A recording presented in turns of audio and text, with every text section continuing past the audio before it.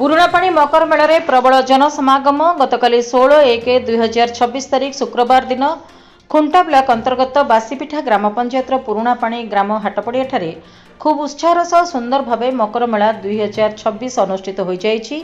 ଉକ୍ତ ମକର ମେଳା ଉପଲକ୍ଷେ ମେଳା କମିଟି ପକ୍ଷରୁ 10 ଗୋଟି ଖେଳ ପ୍ରତିଯୋଗିତା ଅନୁଷ୍ଠିତ ହୋଇଥିଲା।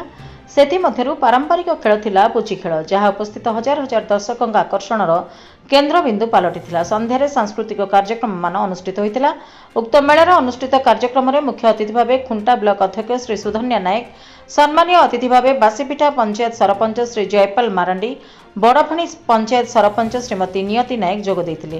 ସମସ୍ତ ମେଳା କମିଟି ସଦସ୍ୟମାନଙ୍କ ଉପସ୍ଥିତିରେ ବିଭିନ୍ନ ପ୍ରତିଯୋଗିତାରେ କୃତି ପ୍ରତିଯୋଗୀମାନଙ୍କୁ ଅତିଥିମାନଙ୍କ ଦ୍ୱାରା ଆକର୍ଷଣୀୟ ପୁରସ୍କାରମାନ ପ୍ରଦାନ କରାଯାଇଥିଲା। ଶେଷରେ ମେଳା କମିଟି ପକ୍ଷରୁ ସମସ୍ତଙ୍କୁ ଧନ୍ୟବାଦ ଅର୍ପଣ କରାଯାଇ ମକର ମେଳାର ପରିସମାପ୍ତି ଘୋଷଣା କରାଯାଇଥିଲା। ମୟୂରଭଞ୍ଜ ଖୁଣ୍ଟାରୁ ନିରଞ୍ଜନ ମହାନ୍ତଙ୍କ ରିପୋର୍ଟ, ଜନ ଅଧିକାର ଲାଇଭ୍।